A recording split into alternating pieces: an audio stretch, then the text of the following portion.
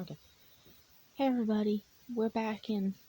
Hey guys, we're back with another video and everything. And I wanted to show you this video and everything else and all because this came from my Wattpad. This is my own personal Wattpad story and everything else and all. And you guys can check it out on Taz1995 and everything on Wattpad.com.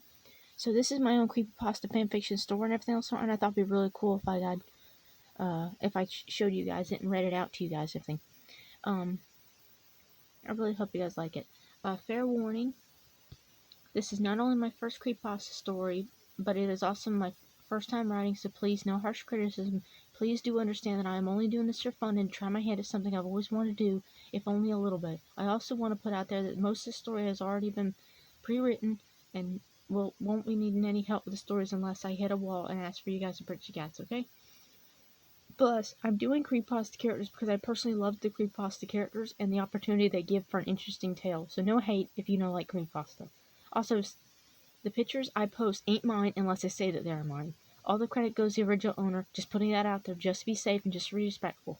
The cover is not mine, but the cat full of coffee is mine, okay? So this is my photograph from my own personal life. Hope you guys enjoy and hope you guys like listening and hope you guys like reading my story. And I'd really appreciate if you guys go to Wattpad and do it. I'm sorry I won't be able to put a link in the description or a link in the thing. I'm sorry, I just don't know how to do that yet and everything. But if you just go to Wattpad and you type in and you just look at Taz1995, I think it'll pop up. I think it'll pop up just fine. Creepypasta FanFiction, just Taz1995 Creepypasta FanFiction. I think it should pop up. Anyway, let's get into it. First chapter. Also, these probably will be short videos and all because I'm hoping to do like a chapter at a time. Okay, also this picture right here, this drawing and everything and all on this kind of like table thing, this is mine. I did draw this. This is mine. So this is my drawing. It's not somebody else's. It's mine. Also, another quick thing. This is my own personal story that I wrote and everything, and I'm very proud of it and everything, even though it was a long time ago. I think I wrote this back in...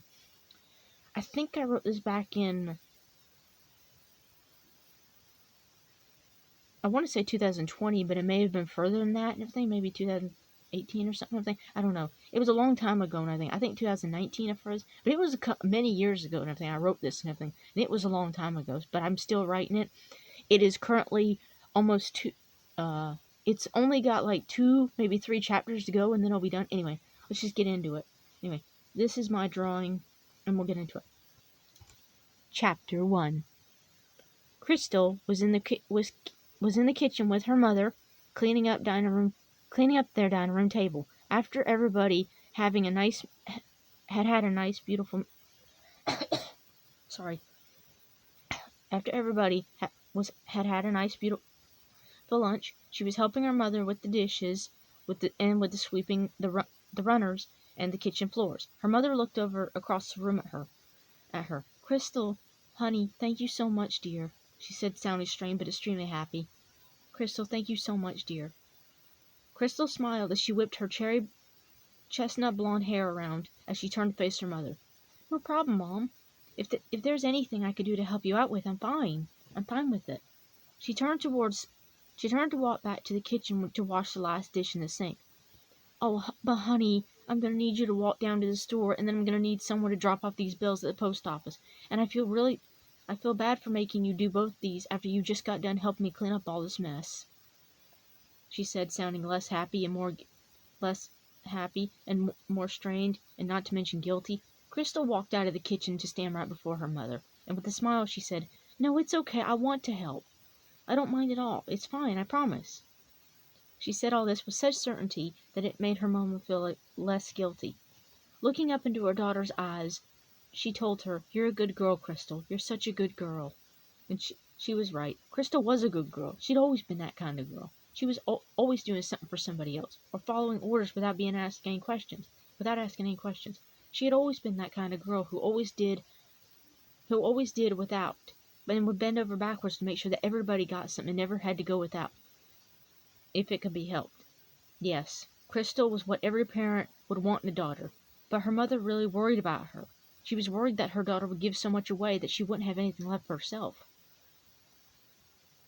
Crystal was brushing her hair by the desk as she got ready for bed. The day had been a bit more tiring than usual, and she was happy that she could help, and felt accomplished by what she had managed to do that day. She was looking forward to the night's rest. She put her hairbrush back on the desk beside her bed, and then pulled back the big poofy comforter on her bed, getting ready to climb in. But she had still had some things to put away, and the light still needed to be turned off. She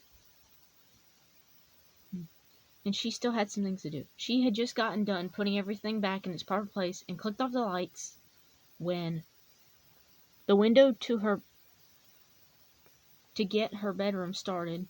The window to her bedroom started to make some noise and started to make some weird and loud noises, almost like somebody had launched onto it and was forcing it open. Crystal just stood frozen, confused about what to do or even what was going on. I mean, she was on the second floor of the house. Surely no one could climb up that high, right? The house groaned and the window sill squeaked loudly. Suddenly a shadow appeared in the moonlight of the window, almost completely covering the whole the glass pane. Poor Crystal was really frozen now and was just staring in horror at the dark figure in her window, trying to force its way in. The figure moved its arm downward, and with a glint of a blade catching in the stream of moonlight and a loud click, the figure flung the window open, and then slowly, one leg over the ledge, came into her room. Now Crystal did move, but she only managed to shake herself out of it enough to move further away. But the figure, who Crystal could kind of tell from the shape was a male, was now sitting at the window, just staring at her, just watching her.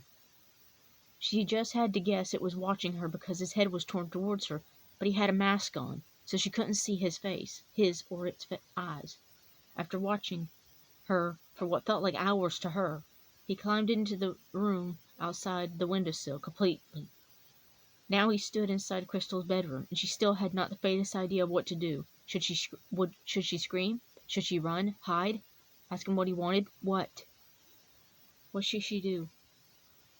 And then he spoke. "Yours was a tough room to climb, love."